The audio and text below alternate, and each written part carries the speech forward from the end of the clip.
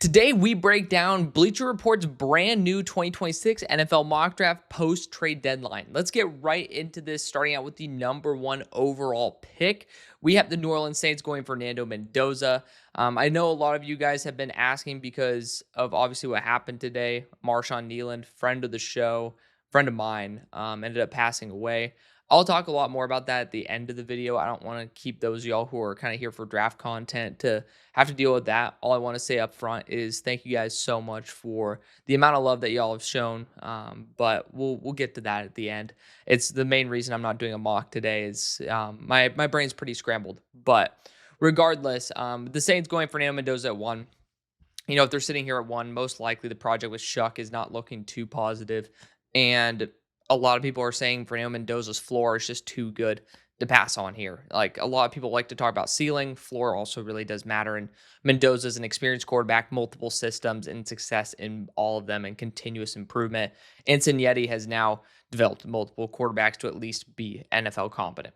At number 2, you got the Titans going Ruben Bain, junior edge rusher out of Miami. I had the pleasure of seeing Ruben Bain in this game exactly right here at SMU, and didn't have this eye test passing that I was expecting. I was really hoping for him to pop, but I mean, he's still going to be a super high floor edge defender. And again, for the Titans, it's not the ceiling you need to swing on, it's the floor that you need, and then you can build upon it. Like, I think Ruben Bain can lose another 5-10 pounds. He is very, very well built, and I think that he can end up adding a little bit more athleticism and some speed and some burst to his frame, with a little bit more, like maybe a little bit lower body fat percentage, because I think he's doing a great job right now, but he could become even more talented in the NFL. You guys are wondering what shirt I'm wearing, by the way. This is the shirt I ended up meeting Marshawn in, so that's why I'm wearing it.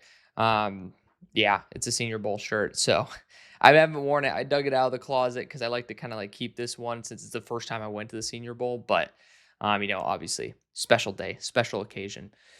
Not in the best way possible. But number 3, the Jets go Ty Simpson, quarterback out of Alabama. I think Ty Simpson has been having a phenomenal year for the amount of experience he has. It is unbelievable. I do think that a lot of people end up talking about this is the prime opportunity to build the foundation going forward with so many first round picks. And honestly, I can't really blame you. There's a strong consensus, apparently, in the draft community of the actual professionals, not the media, that Dante Moore is going back to school. Like, pretty much everything seems set in stone. So it does look like Ty Simpson will be the first or second quarterback off the board, but I assume this still has Dante Moore in it.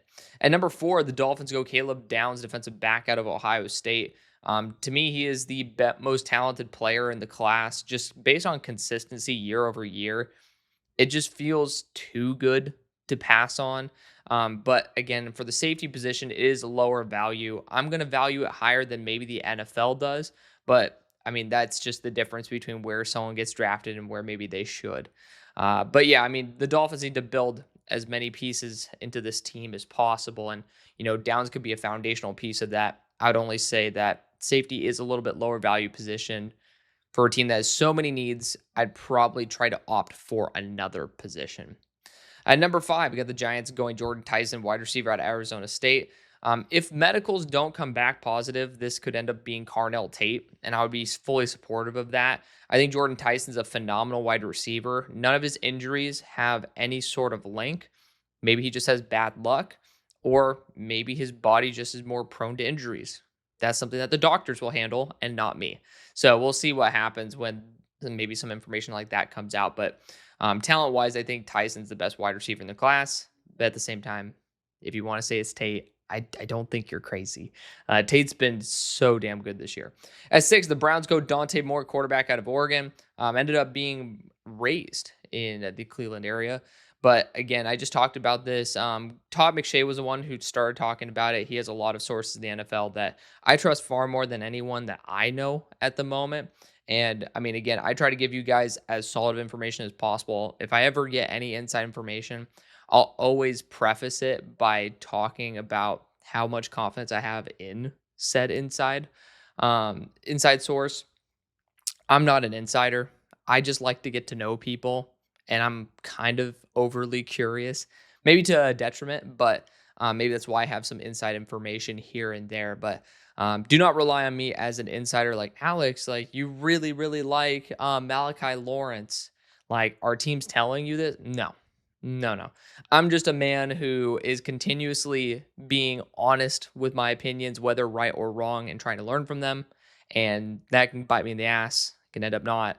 But my opinions do not reflect anything but my opinion. So I just want to put that out there because I've had the pleasure of getting to know a lot of people who have very good inside information. I'm not saying Todd McShay told me himself. He posted this on his YouTube channel, but just in general, I'll end up trying to tell you guys the source whenever possible, unless it's somebody who should probably remain anonymous. But regardless, Dante Moore looks like he's going back to school. If he does not, it'd be really cool to see him go back to Cleveland where he was born. At number 7, we got the Vegas Raiders going Mansour Delane, cornerback out of LSU. The game just ended, and so it's funny to see Caillou Blue Kelly with multiple interceptions, and still somehow the Raiders find a way to will their way to a loss. They're just going to do that. But Mansour Delane is my number 7 player in the entire class. Malachi Lawrence will probably slip a little bit, but at the same time, it's going to be, it can't be that noticeable unless he's taken massive regression steps. I'm waiting on all 22 for UCF, which we're going to get a couple of games at the end of the year. And I'm also getting into a new source of all 22 as well to supplement where my favorite source has been kind of lacking. So excited to be able to regrade some of these guys. That's what the star means, is the guys who I haven't fully gotten back to. If you guys do want to support me, over on the Patreon, I don't just ask for money. I try to deliver value as well. It's $5 a month. I end up giving you my full board, which is over 280 players, and it's being constantly updated because my job at work right now is actually pretty slow. So I have some times during the day where I can end up, being able to modify, be able to update where I'm at. So very grateful for that opportunity right there. And it's allowed me to catch up in a way that, usually I haven't been able to. Of course, today's news wasn't very conducive to said like productivity, but I end up having that. You get to see every single breakdown of every single player that I have. And then on top of that, I have a trade tracker where you guys get to see my full-fledged out opinion. And actually, I'm going to probably keep that going forward as well, like whenever there's going to be trades in the offseason as well. I think that's a really cool thing where I don't really get to keep track of my own opinions. And so I get to share it with y'all and keep it for my own record's sake. So good to have there. And then on top of that, Rookie Watch, post it every single week except this one because of the trade deadline. And we're going to probably get caught up on that in the next week or so. But that's basically grading every single rookie that takes a rep in the NFL on offense or defense, and then Stock Report.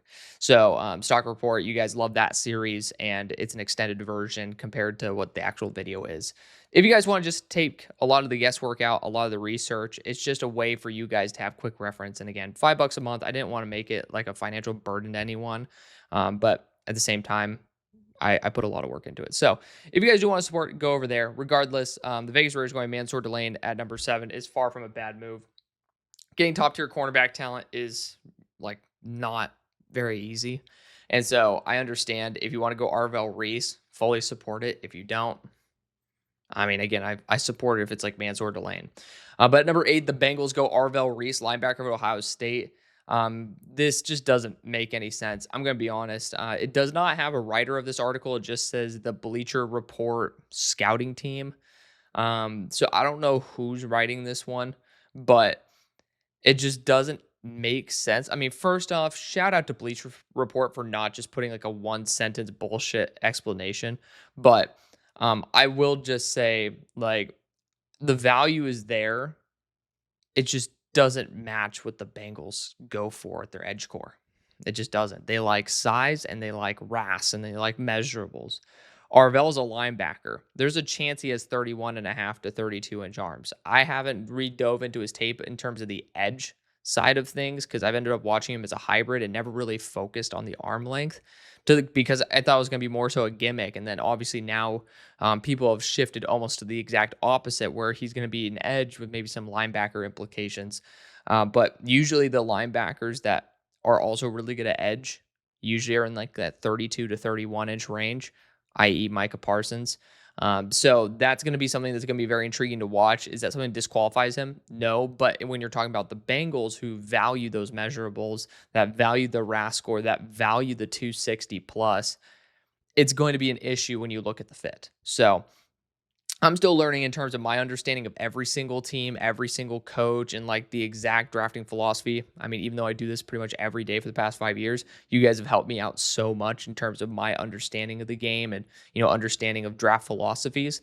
And it's not something that you can just learn in one sitting. It's something you can't even learn pretty much in 5 years. You just are always in this constant state of learning. And you guys have helped again with that so much. And I love you guys for it. But for the Bengals, I feel like I have it pretty spot on. Like I was very confident that Shamar Stewart, if there, was going to be the pick last year, and he ended up being it because it fit exactly the philosophy that you guys go with. Number 9, you got the Commanders going Cassius Howell, edge rusher at Texas A&M. This is going to be a very similar comment to before. I don't feel like this is made in very good faith to realism. Cassius Howell is a very fun player to watch. He is official under 31-inch arms. I think it's 30.675. That just has not ever been drafted in the first round, if I'm not mistaken. And there's not a player in the NFL that has success with said arm length or like around that length. We talk about, Jack Sawyer this past year. I think he was like 31 and a half or 31 and 3/4. David Walker, if I'm not mistaken, is the one. I mean, he had torn ACL, but if he ends up having success, then, that's maybe the guy who could end up being, a little bit exciting, but people think of him as a, hybrid defensive interior, a tweener. So a little bit more like digestible with 31-inch arms to 30-inch arms. It's very similar thing with Cassius Howell, except for the fact that he's 250 pounds. He's a pure edge rusher, and it just doesn't feel very realistic at all. I love the fit, but again, when we're looking at NFL teams, especially with how analytical they are nowadays, they're going to look and see who has success at this size.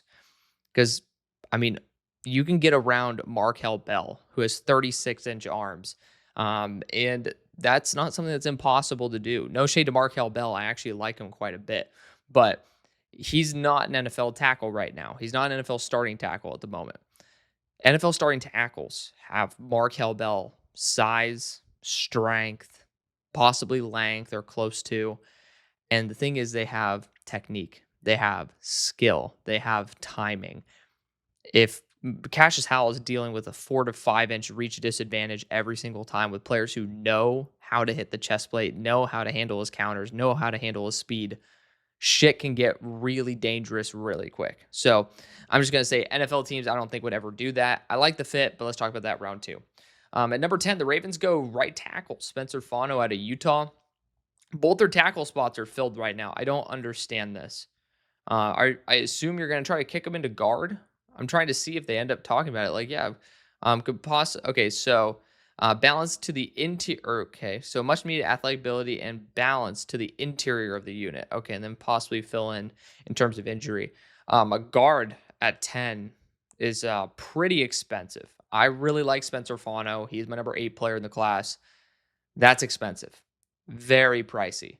Would not support that personally. Like, you have to have a tackle position open and then a fallback at guard for me to be okay with that. At number 11, you got the Rams via Atlanta going Arch Manning. We still putting him in this shit? Come on, Bleacher Report. I haven't done a Bleacher Report mock, I think, in probably a couple months. This is kind of embarrassing. I'm just going to be completely honest. Like, I want to show love to my community. Obviously, right now, especially today, like, want to show a lot more love than anything else because there's just a lot of bad energy out there. This is just, it's kind of a waste of time. Like, a lot of stuff that doesn't add up. And as much as I love these big paragraphs, none of them are talking about the exact fit. It just kind of feels a little bit more like what we call purple prose, or in very layman's terms, bullshit. Arch Manning does not appear to be coming out in this class. From like week 1, it seemed like he was not coming out in this class. I just don't understand why we would consider him coming out in this class. There are players that you can like try to debate it. Like Jermod McCoy, I'm pretty damn like 95% sure he's not coming out in this class because the guy hasn't had a single rep this year. But it's a little bit different with him in a pretty convoluted corner class for him to potentially still be the top option. Arch Manning, I don't think is viewed by anybody as the top option. So that's just kind of weird. At number 12, the Cardinals, I mean, if you guys want my actual thoughts on it, if you sit him for a year and you put him with Sean McVay, I'm not going to complain about anybody having that. But that also means you don't need to do that at 11. So at number 12, Cardinals go Carnell Tate, wide receiver at Ohio State. That's interesting. I do like the ability that Carnell has as the deep threat that he just never really showed last year. He's more athletic this year, better route runner this year, contested catch above 90%, which is fucking ludicrous. And it's amazing to see. His blocking took another step. That's honestly my favorite thing about Carnell Tate. No one talks about it, and it kind of makes me mad. But blocking is just so underrated. And it's just a fine art that not many players, and it's a direct reflection of how much these wide receivers love the game, rather than love themselves and love like the fame and love the production. Like Carnell genuinely looks like he loves the game of football, and the game of football at wide receiver includes blocking. So I mean, as much shit as I gave Carnell in the preseason, watching him grow so much in one offseason is just awe-inspiring. Again, it's why I'm comfortable with him in the top 5. And for the Cardinals, with his deep ability, I don't mind it too much. I would want a vision, like I would like to see what they do at right tackle, but you know, there are ways of getting around this if you do believe in certain talents down the board. At 13, the Texans go after the player that I'm kind of hinting at with CC Maui, go a right tackle to Miami. Again, literally got to see this game. Super cool to like be like, oh, with the game-winning touchdown, I think I was like sitting right here. I remember seeing this guy. But CC ended up passing the eye test. I just still wonder if he's a tackle or not. My big issue with CC is regardless of how mobile he is, he just does not seem to be able to handle inside counters. His like ability to get back into position is surprisingly ineffective for how athletic and smooth of a mover he is. I don't understand it. I hope that improves, and maybe that's just an offensive line coaching thing. Granted, the Texans don't appear to have an offensive line that's necessarily reflective of a top-tier offensive line coach, but let me know if maybe it's just the talent on the offensive line and you guys have a great coach. That's something that I'm still a little bit unknowledgeable about, is maybe to that level of granular detail for y'all. At 14, speaking of the guy I was just talking about, the cornerback of Tennessee Volunteers, Jermod McCoy, goes to the Dallas Cowboys. And obviously this is before the Marshawn Kneeland news, but Jermod McCoy is a strong boundary corner. If he comes back and has an electric end of the year and maybe goes into the playoffs and ends up having a phenomenal end, doctors say his health is good. This is very possible, and it'd be a good pick in that case. He's a true physical boundary corner 1. I don't trust his speed, but at the same time, if you just have safety help over the top, or just keep him in off coverage on like when you don't have safety help over the top, I mean, it's just called being a smart defensive coordinator, then I think this could be a very positive move. At 15, you got the Vikings going Peter Woods, defensive interior out of Clemson. To me, he is the second best player in the class. I love his game, and definitely somebody that I'm going to continue rooting for. The Vikings don't need defensive interior as badly as we thought they did, but I absolutely think if there's an upgrade on the table like Peter Woods, you take it and run. At 16, you got the Carolina Panthers going Dylan Thieneman, defensive back out of Oregon. Panthers need a defensive back. I'm regrading Thieneman. I really loved his tape, but recent tape, especially on the goal line, scares me a little bit. And I do want, even if you're going to be a free safety and roaming over the middle, I do want you still to be able to handle a one-on-one on the goal line, especially with the back like Roman Hempe. It's like that's the one play when he got trucked over that instantly made me second guess how much I love him. And I've been watching Oregon, but it's just I need to be able to clarify how much stock I need to put into that one rep, because it's kind of seeped into me watching all the other reps and thinking about and trying to see if it's going to happen again. And that's not necessarily the way to handle scouting. You got to handle it with a clear mind and not be looking for things and just be actually understanding what the player is doing. 17, the Chiefs go Keldrick Falk, defensive lineman out of Auburn. I don't mind this. I prefer Jeremiah Love or Kenyon Sadiq, but it's a damn good fit. Keldrick Falk also being able to kick to the inside. It's kind of like a reverse Chris Jones in that aspect, but he fits the Spags archetype. Not going to be a quick win type of edge rusher, and you guys already kind of have that. But when you're just talking about the talent of the player, it's hard to just disagree with being able to go after someone that some people have in their top 5. At number 18, the Bears go TJ Parker, edge rusher out of Clemson. Some people were talking about him in terms of not loving the game of football. If I'm going to be completely honest, I thought he had a pretty good motor while watching him at least play football. I don't know the outside details because, again, we haven't gotten that far. Like, I haven't seen a ton of interviews with TJ Parker, nor do, I'm just going to have, so there's not many of you who are watching this particular portion of this.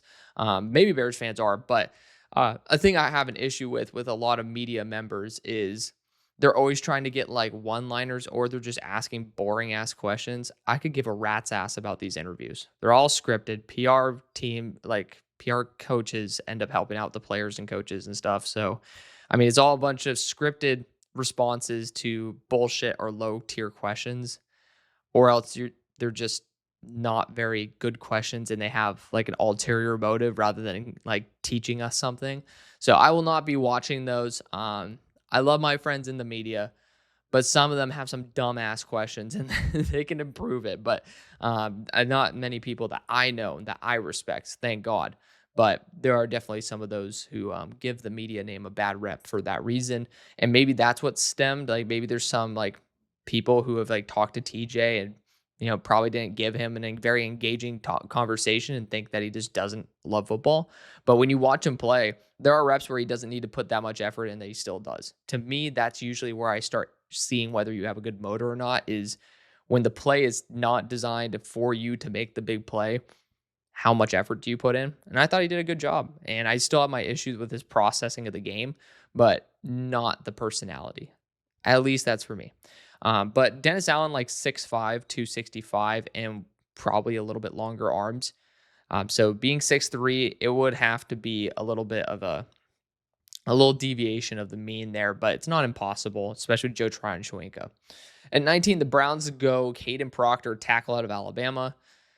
I just don't really think that a team that needs to fix their offensive line should be taking swings on developmental pieces of the offensive line. That's just my hot take, is go more for bona fide. If you need to fix your offensive line, I don't think taking project tackles is the right way to do it. Unless you have an amazing offensive line coach and there's just been, poor asset management with the GM or something, it's going to be very hard for you to be in that situation and still net positive with Caden Proctor. So I'm a little bit worried about that fit right there.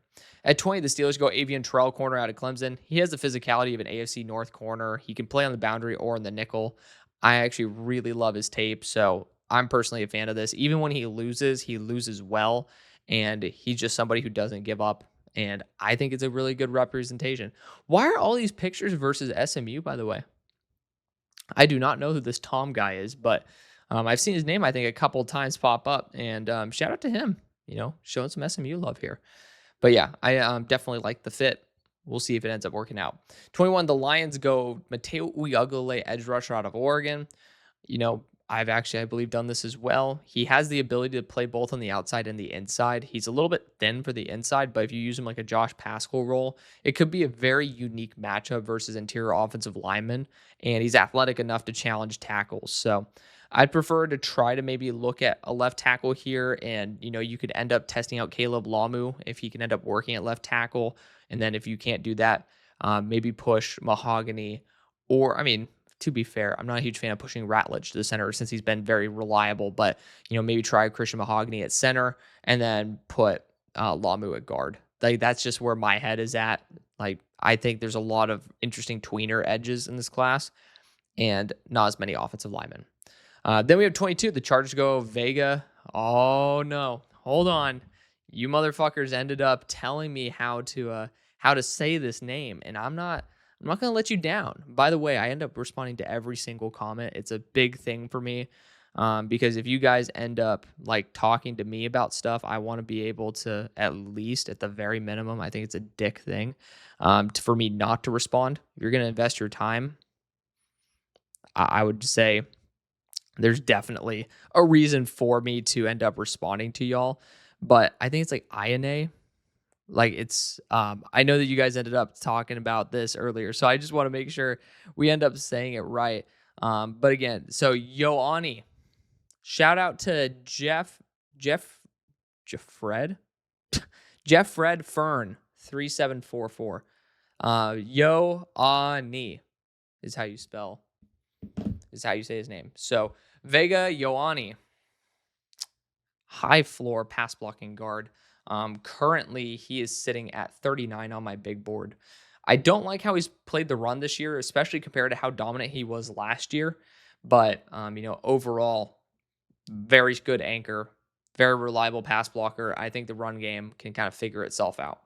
At 23, the Niners go Caleb Lamu, tackle out of Utah. I love this because he can play guard until he plays tackle. I fully support this move. I'm not even going to see what the explanation is for the sake of time. Cowboys end up sniping Jeremiah Love, running back out of Notre Dame at 24. I think this is a very smart move. Again, this was pre-Marshawn Kneeland issue. But yeah, I mean, Dallas Cowboys going after Jeremiah Love. I personally think with how they've been able to manage good running back talent without spending high draft capital, they'll continue that route. But if you're sitting here at the end of the first and end up being able to have a selection here, I think it's a smart move. At 25, the Bills go Zaki Wheatley, defensive back out of Penn State. His tackling has not been as reliable as it was this year, and I think that will push him out of the first, but he is somebody who I have as a top 40 player on my board, and the Bills need defensive back, so I support the fit. At 26, we have the Seahawks going David Bailey, edge rusher at Texas Tech. Curious to see if they're going to talk about his off. I don't know. Why are people allergic to talking about the issue with him assaulting a photographer at the ASU game? I'm honestly quite perplexed by that. I'm genuinely kind of confused. And with that, I think Mike McDonald's not going to love the culture fit. But I like the actual talent fit. It's just, when you assault and then you commit battery on a photographer, the video's out there. You guys can look at it for yourself. Yeah, why are people so allergic to talking about that? Very weird. Very weird. At 27, you got the Rams going Caleb Tiernan, tackle out of Northwestern. It's actually a move I made yesterday, or 2 days ago, and my 2-rounder. So if you guys want to check that out, I do have a no trades mock draft. I'm not just speaking out of my ass at other people's mock drafts. I just, obviously, not really the mental spot to process like mock draft as well as trades on top of it. But Caleb Tiernan to the Rams is a great move, in my opinion. High floor player that can even kick into side to guard if need be. At 28, the Denver Broncos go Kenyon Sadiq, tight end out of Oregon. He fits the Joker package. I think it's perfectly fine to bring him on this team, and I think it's a good move. At 29, you got the Buccaneers going LT Overton, defensive interior / edge rusher out of Alabama. He's kind of like a glorified D tackle right now. I don't know what's up with him. Body comp wise, he looks significantly more out of shape than he was last year. And I don't understand that. I don't understand why. But more importantly, I think this is instantly going to put LT Overton into the role of David Walker. And I don't like that at all because David Walker has a ton of talent and you're just kissing him goodbye because this is a first round pick. I go Sonny Styles here in a heartbeat. At number 30, we got the Patriots going Chris Brazzell II, wide receiver out of Tennessee. I ended up regrading Brazzell, and I think he's noticeably better than he was last year. And the stats prove it. Everything else, the metrics show it. But I will say he still is pretty damn limited as a deep threat. Like, not saying limited in terms of what he can do as a deep threat. I'm limited to the role of being a deep threat. I don't think he's a great route runner. I don't think he has the best hands. Like, last year, I think it was in the 14 percentile range of drops. Like, on average, he hasn't been very, very reliable. But on top of that, I mean, I think he has a good release package and he can pick up speed. I don't think he's overwhelmingly bursty. Like, the juice is not really there until he's flying in a straight line. But what his best asset is manipulating the defensive back by doing some head fakes and just making really good crisp routes on those deep routes. So that's just my thought right there. I love the fit with the Patriots, but I haven't been able to talk about him since I ended up updating his grade. So you guys get a little insight there. 31, the Eagles go Chris Bell, wide receiver out of Louisville. It's like kind of like an AJ Brown type, but um, I mean, I would just say that it's very like roll overlap, and with the way the Eagles have been spending like day three, mid to late day three capital on their wide receiver three, probably the route they're going to continue going. But Chris Bell's a fantastic wide receiver. If they make this move, I would just say there's kind of too many mouths to feed as it is. I would not think that it would end up yielding the result you're looking for. And at 32, the Jets go defensive back Jalen Kilgore out of South Carolina. Are they going to talk about him as a nickel? Because, I mean, I'm curious. He can play anywhere. So at least they're talking about slot, some safety for the Jets. I don't think so. It's been like the first time in months I've seen Jalen Kilgore in a first round mock draft. So again, this feels like very outdated. But Kilgore ended up having a good week this past week. Maybe it's just off the hype of that. I do not think of him as a first round pick. I don't think that the Jets, after trading Sauce Gardner away, should use one of their 2 picks they got in return on Jalen Kilgore. I don't think that's a very good return on investment. You want to go after Keith Abney if you don't fully trust Brand Stevens for the long run. I know he's been doing much better this year. Or, you don't trust Azareye'h Thomas, then I'm all ears. And honestly, Keith Abney and Azareye'h Thomas are not necessarily too far off in terms of skill set. Kind of a fit, funnily enough. But, I mean, if you want to go that route, maybe go that route. Otherwise, I mean, Mekhi Lemon's available. You can pair him up with A.D. Mitchell and then Garrett Wilson, and that'd be a crazy wide receiver trio. Regardless, that's going to be the video for that portion. I'll obviously talk a little bit about, the Marshawn Kneeland case. He's a friend of the show. And I don't want to like make this like a huge, sub story, because, I mean, we've already kind of exhausted that. I don't want this to be a pity party. Like, he's a friend of the show. Like, what was I talking to him every single day? Like, is he like my best friend? No. But he was somebody that even after going to the league, we'd text on average once every month or two. And, I get excited every single time I go to a preseason game because I got to see him play. And I would take a picture of him saying, dude, I'm rooting for you. And like, he'd end up like saying like, dude, I appreciate it, bro. And like the last interaction I had with him was after the last preseason game. And I was saying like, oh, dude, you had a good performance. And he ended up saying like, he's like, dude, I wish I should have gotten that sack. And it was fun because he's still so playful and like was so young. And then ended up telling him when he started having a lot of success during this year that he was killing it, ended up hearting that message. And like, that's the last interaction we had. But, he is somebody I still consider to be a friend, like someone that I could hit up and maybe it would take him a day to respond, but he always would. And a lot of guys who went to the NFL, like, someone who I got to meet in person, Rashee Rice, I mean, obviously he's big time, but he's like literally someone I went to school with and I didn't know who he was. I saw him walking across the campus at SMU with red Jordans on. That's how I got to know him. And, so it was like a personal connection outside of sports. And even that has faded. So there's just things like that. And it's just very, very weird. Like when certain players end up just basically going Hollywood and going ghost. But there have been some other ones, like shout out to Brennan Jackson on the Rams. I mean, he actually ended up, I believe, being traded in the past offseason, but drafted by the Rams. Like, an unbelievable man, like unbelievable guy. And like, he's somebody who's stuck up for me, never had to, but I mean, and then you also look at Marshawn, like someone who would still respond and be engaging and supportive. Like it's great seeing people like that. BJ Green's another one. He's on the Jaguars, like really, really good guy. Funnily enough, these are all like edge rushers too. I don't know why. I have a thing for bringing on edge rushers on the show and getting good bonds with them. They're like the best people apparently. But overall, I mean, Marshawn was a great guy. I mean, you can just go back and watch the interview on the show. Like his energy was great. The audio wasn't, but I think it's because his damn beard was in the way of the AirPods. But just being able to talk with him, have fun, and I ended up actually knowing a guy who was working on Western Michigan at the time. Shout out to my guy Cyrus. And that's how I found out about his character. They're saying like, dude, like this guy is just such a high quality guy. And, he's always super nice to me. And it's just like, what a dude, So it's tragic. I mean, there's the TMZ police audio recording that's out there. This morning I ended up sending my goodbye text to him. That was really tough. You never prepare yourself. There's nothing in life that can get you ready to send a message to someone you know will never read it. But it's something that only happened one other time in my life. And like, yeah, it's kind of crazy. But then I shed some tears, and like I ended up saying on the Twitter thing, like, I have tears in my eyes. I was not bullshitting. It was not a figure of speech to say, "Oh my god, I'm so sad."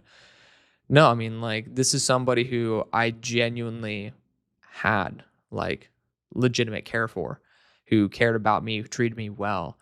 And, I mean, it's crazy. Like, corporate America, you still have to, like, end up working your full work day, even though you're, like, feeling all that. But, yeah, I mean, it was crazy. And, even think about it now and, like, listening to the audio and then them just talking about, like, hey, we see from the door like this red liquid, and it's just like hearing them say like he's texting his family goodbye. Like that is just it's just shattering because like I know a lot of people. I've also had some struggles in the past where, I mean, we've all had those moments where something doesn't go our way. A girl says no to us, and or like some like friend group drama like pushes us down a pretty bad path. But like, so you kind of can like feel a little bit of like what his mental state was.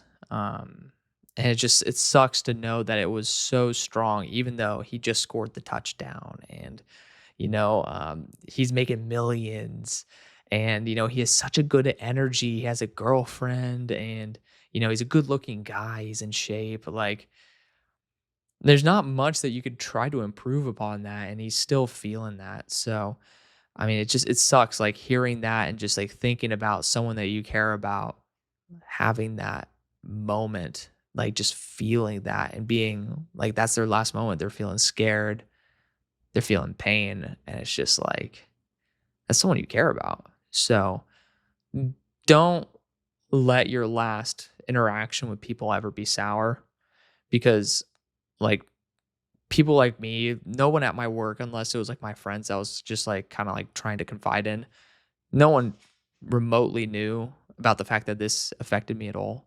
And there's some people who have amazing fucking poker faces, and, like, poker face only covers up what you actually feel. It doesn't change what you do. And so just take advantage of the opportunity to like have good connections with people, and just make sure that we could at least use the memory and the experience that we've had through like Marshawn's death, and all these other people that we've seen pass in the past. Just allow that to give you a reminder to show love to the people who deserve it, because whenever you have like a fight with somebody, God only knows what's already been going on in their mind. And you don't want your last memories to be something like that. I'm grateful to God at the fact that my memories with Marshawn were always very positive. But it's like, imagine if I was like, man, I wish that you responded to me more, or like, dude, like we still haven't gone out to eat barbecue, man. Like, what the heck's going on with that, dude? Like, you had injuries and stuff. I could have complained all I want. Like, and that would have been the last memory, and it's be fucking shitty. So, I'm grateful for the fact that, first off, I'm mature and understand what is usually on the plate of somebody who has that type of schedule. But being more importantly, that, the relationship I had with him was just so positive because the energy was always good. So there's your TED talk. Um, I don't like tweeting about stuff like that. And I know not many of you guys are watching at this point of the episode, but if you guys ever do need help, that's why I have my DMs always open. The best part about doing this is being able to talk with you guys, being able to meet guys like Marshawn, Trevor Sikkema, like, Mike Renner, obviously my boy Broshmo, like God bless, like having a friend like that.